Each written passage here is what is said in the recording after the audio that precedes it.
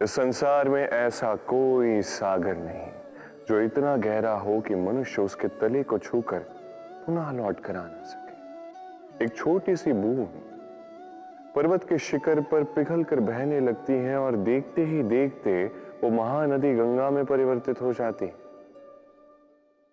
कारण क्या है? कारण है प्रयास, प्रारब्ध नहीं।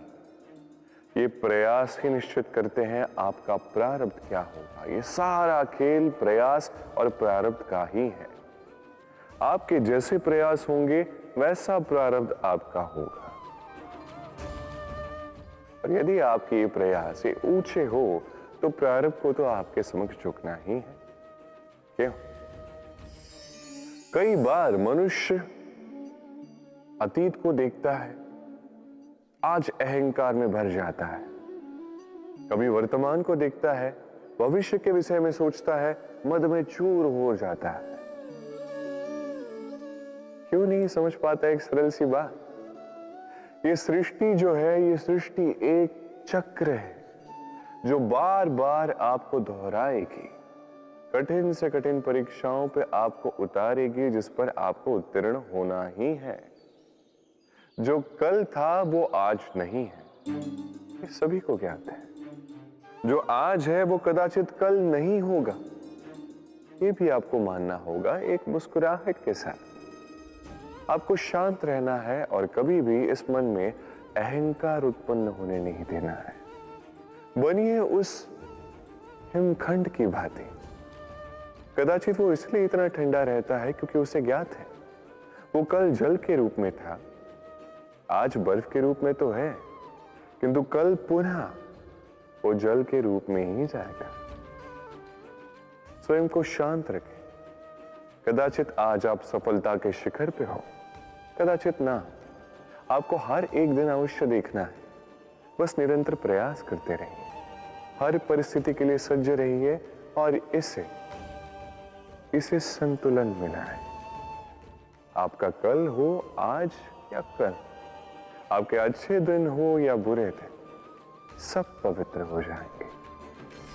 संसार में कई बार ऐसा होता है, हम बड़ी समस्या में होते हैं, विपदा में होते हैं, और वो लोग जो हमारे समीप होते हैं, हमारे अपने होते हैं, वो हमारा त्याग कर चले जाते हैं। हम ऐसे में दुखी हो जाते हैं, निराश हो जाते हैं, फिर स्वयं चलकर उस समस्या से बाहर आते ही हैं। अब परिस्थिति चाहे जो भी हो, वो लोग जिन्होंने ऐसे समय पे आपका त्याग किया, उनसे क्रोधित होना, उनसे रुष्ट होना, ये अनुचित है। मैं तो कहता हूं कृतज्ञ रहिए। मैं तो कहता हूं उन्हें धन्यवाद कहिए कि उन्होंने ऐसे समय पे आपका साथ छोड़ा जब आपको उनकी सबसे अधिक आवश्यकता थी। क्योंकि या तो उनको विश्वास था कि आप स्वयं इस विपदा से बाहर चलकर आएंगे, या तो उनके त्याग के कारण आपने स्वयं का प्रोत्साहन बढ़ाया, स्वयं की शक्ति बढ़ाई और स्वयं उस आग से चलकर बाहर आए। अपने बुरे समय को आपने अपना अच्छा समय बनाया। अंत में आप और शक्तिशाली हो जाते हैं और श्रेष्ठ हो जाते हैं। और यही तो आपकी विजय है, जिसका कारण है उनका साथ छोड़ना। तो उन्हें धन्यवाद कहिए।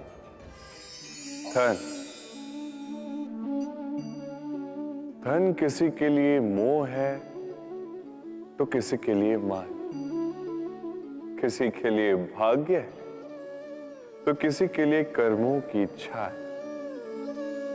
देखा जाए तो ये धन कहीं ना कहीं मनुष्य के लिए अत्यंत आवश्यक भी है, और इसलिए मनुष्य जो है अपना समस्त जीवन व्यतीत करता है इस धन को अर्जित करने।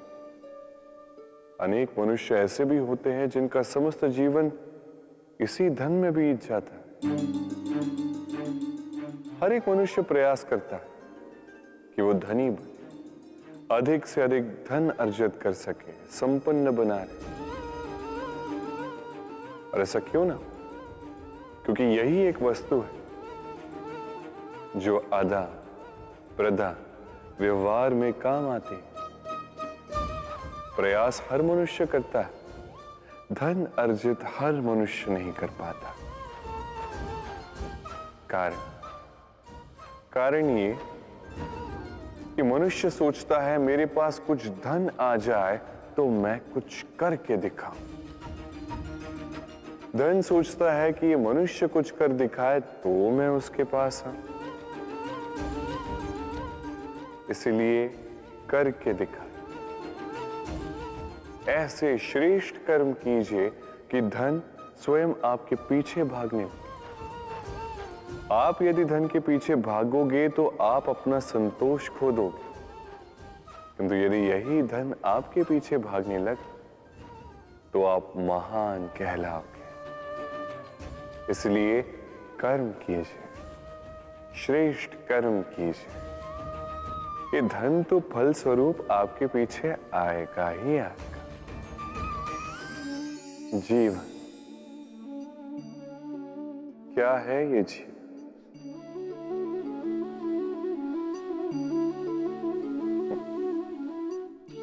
ये प्रश्न सबके मन में आता है। सबका मन इसी प्रश्न से चिंतित रहता है क्या ये जीवन? इसका उद्देश्य क्या है? करे क्या इस जीवन में? क्या ये जीवन कुछ पाना है या ये जीवन कुछ खोना है? क्या ये जीवन वो है जहां हमें परमात्मा के पीछे जाना है या हमें स्वयं को अपने स्वप्न के पीछे दौड़ाना है? क्या है ये जीवन? ये जीवन अत्यंत सरल है, एक शांत जल की भांति है, एक दर्पण की भांति है। ये जीवन है ठीक एक दर्पण की भांति। दर्पण क्या करता है? आपको वही दिखाता है जो आप करते हैं। आप मुस्कुराकर दर्पण में देखिए, दर्पण आपको आप ही का मुख दिखाएगा मुस्कुराते हुए।